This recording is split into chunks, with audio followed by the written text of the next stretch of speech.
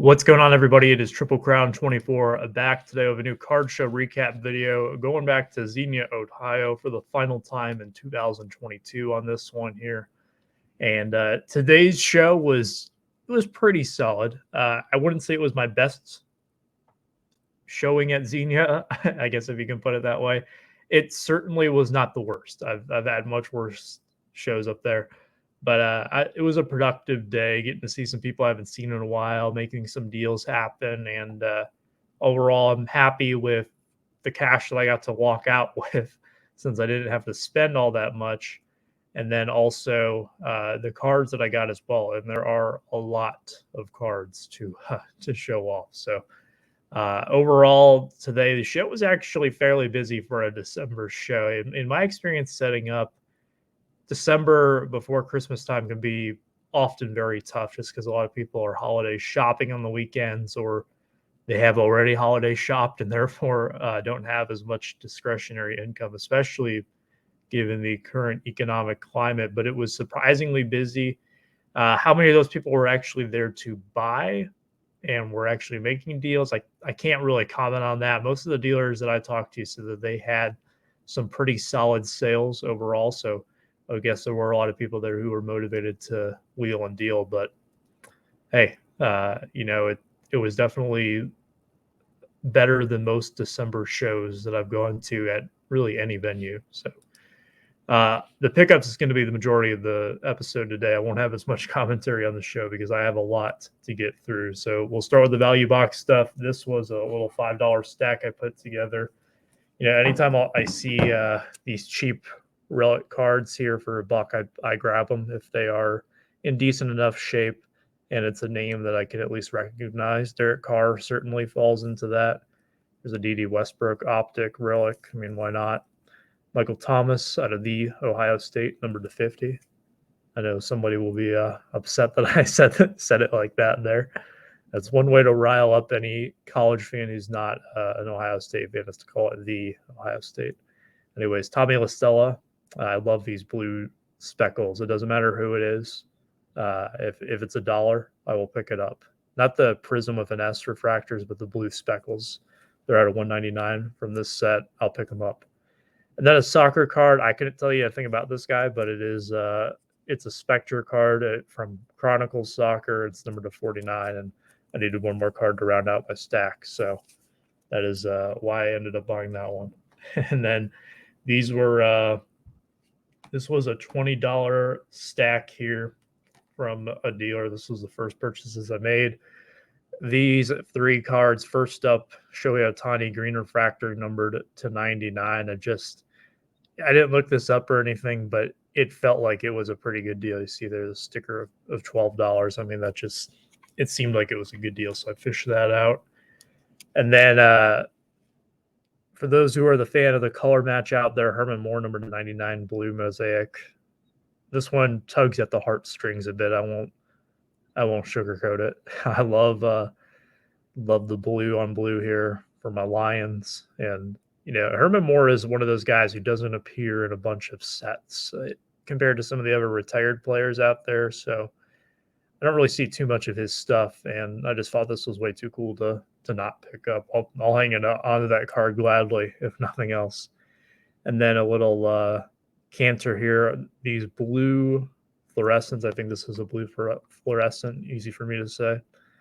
Number to 15. I mean, I think this was stickered at like $5, and I mean, or maybe it was 6 or 7. I can't remember, but that's less than probably a third of the cost that you could open any kind of mosaic for, even if you open a cello. So I mean, yeah, I'll gladly take that.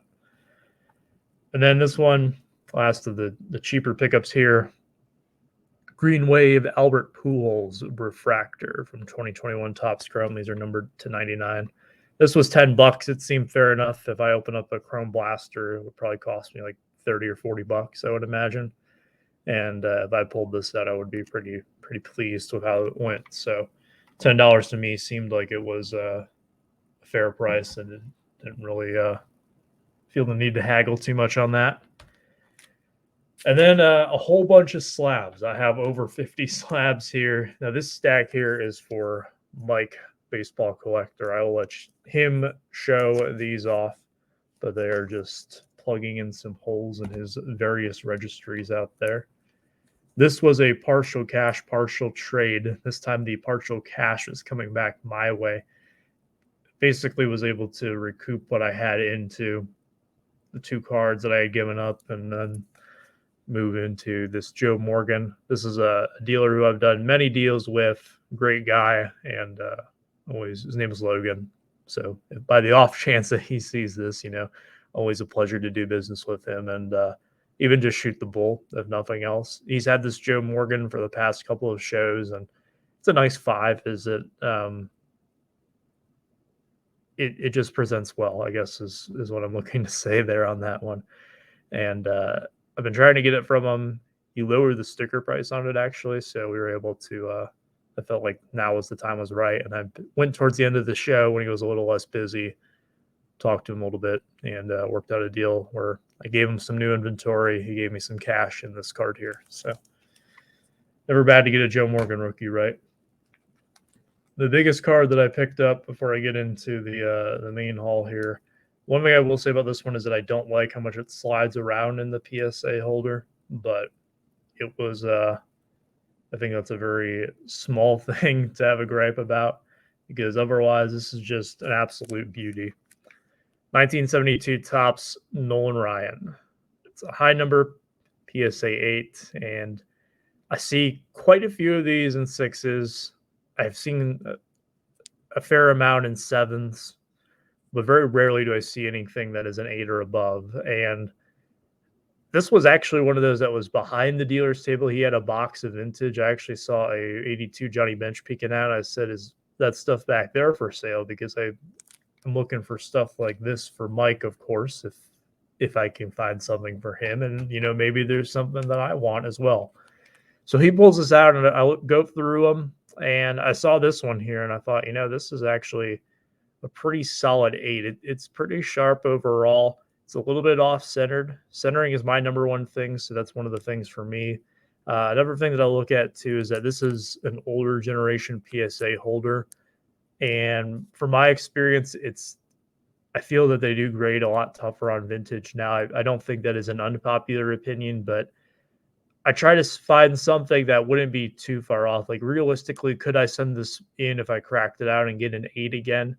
I think so. I think more likely it would probably be a 7, just because I think that they're tougher on it. But it's an 8. It's a signed grade of an 8. It presents like an 8. So that's really all I needed to try to go for it. I ended up trading away my Ovechkin rookie to get this. I had picked up actually at the last time I was at Xenia. And I mean, I felt good about the trade. So there was that. And then what could possibly top that? Well, that might have been one slab there, but I have 47 slabs. 45 PSA slabs in 2 SGC slabs.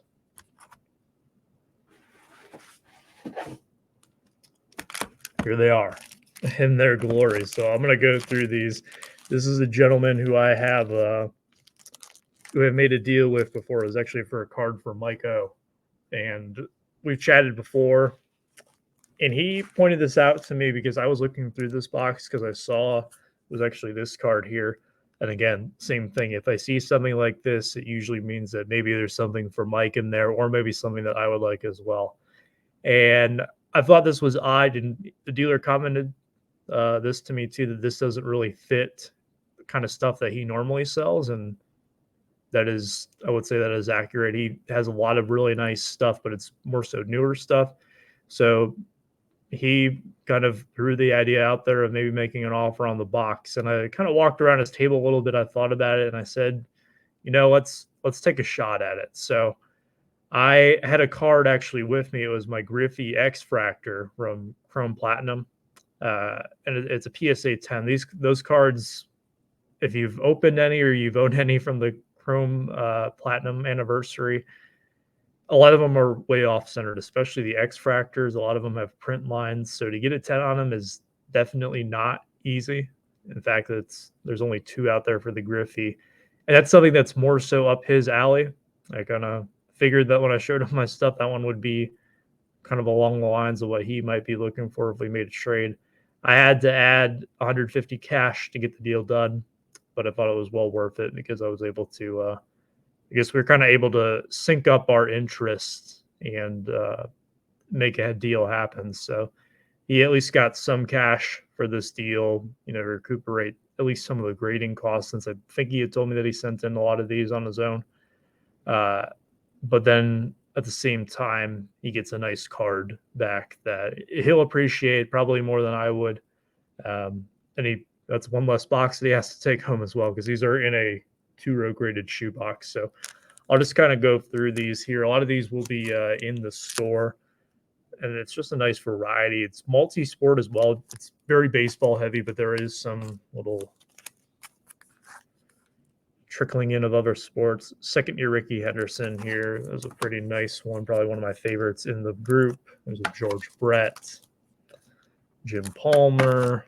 I'm just going to grab a stack for the sake of time here. Well, maybe not. If it too many slabs here. All right. 84 Robin Yount.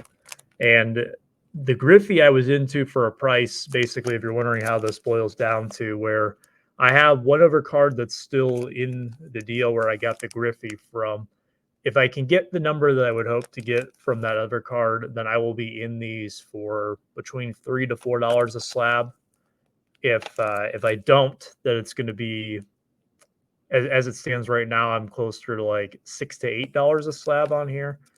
And then, of course, if I recoup anything from the other card, then that number will go down. But I thought that anything less than $10 a slab would be something that I could at least work with here. I mean, as you see, I have a lot of fodder, a lot of Dave Stewart's in here.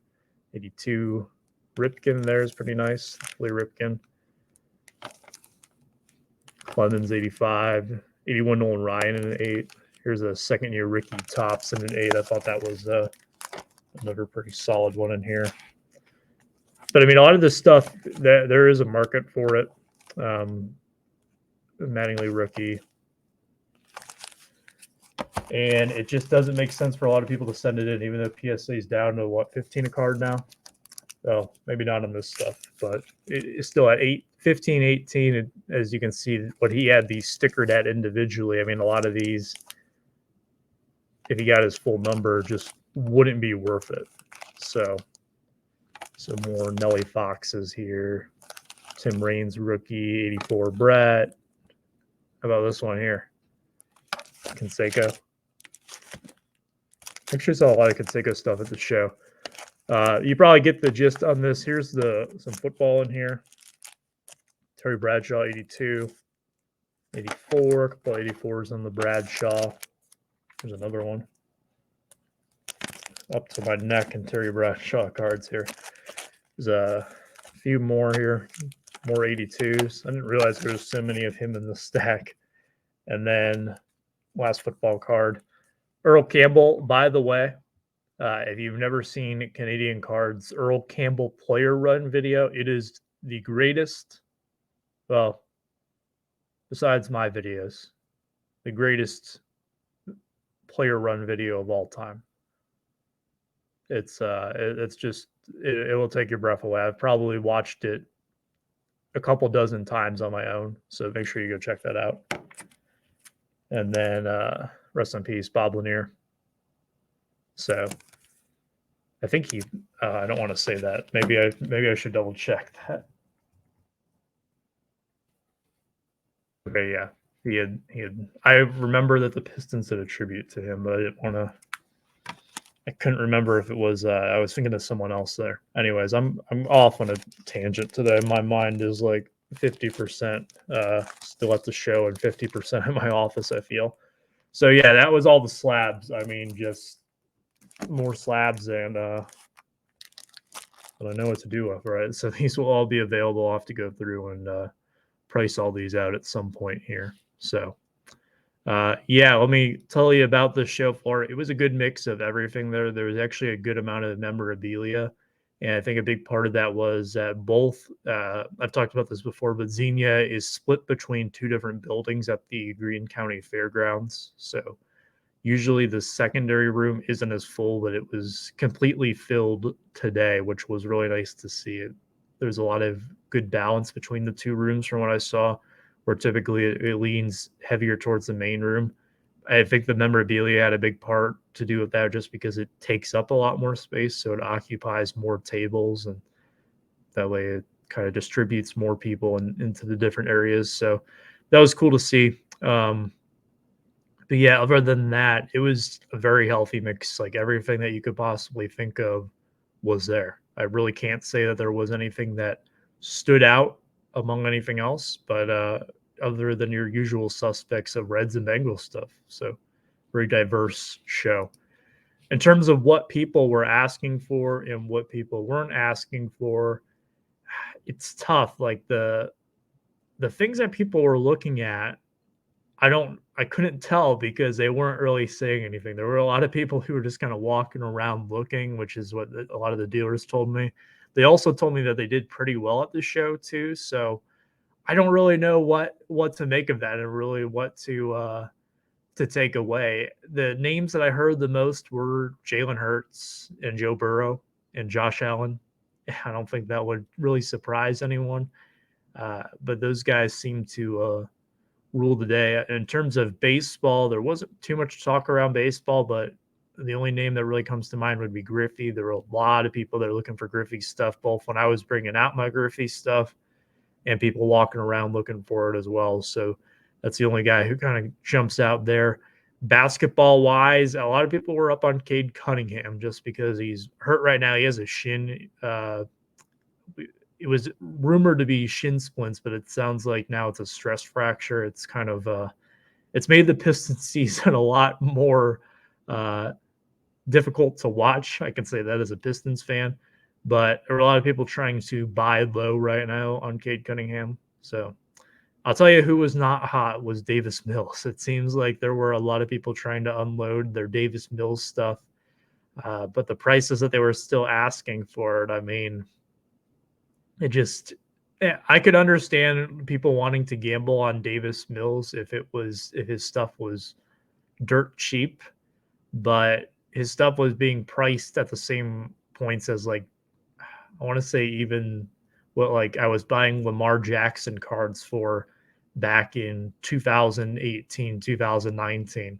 And I mean, that's two different tiers of players. Like Lamar Jackson came out of the gates pretty solid and then he won an MVP the next season.